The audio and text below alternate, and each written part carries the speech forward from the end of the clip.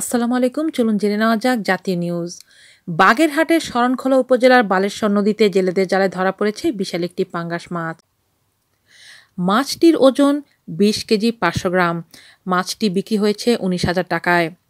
শনিবার ভোরে মাছ ব্যবসায়ী মিলন শেখের জেলেদের জালে ধরা পড়ে মাছটি। স্থানীয় বাজারে মাছটি ১৯,০০০ টাকায় বিক্রি করা হয়েছে।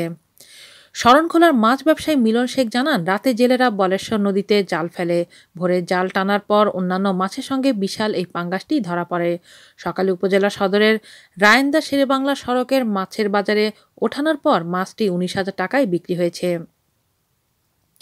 স্থানীয় ডেকোরেটর ব্যবসায়ী ফারুক তালুকদার সহ কয়েকজন মিলে এটি কিনে নেন।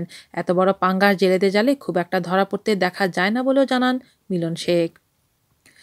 মাছটির ক্রেতা ফারুক তালুকদার বলেন, এত বড় মাছ সচরাচর পাওয়া যায় না, তাই দামের কথা না ভেবে মাছটি কিনে নিয়েছি। আমরা কয়েকজন মিলে মাছটি কেটে ভাগ করে নিয়েছি। আজ এ পর্যন্তই। ভালো থাকবেন সবাই। আল্লাহ হাফেজ।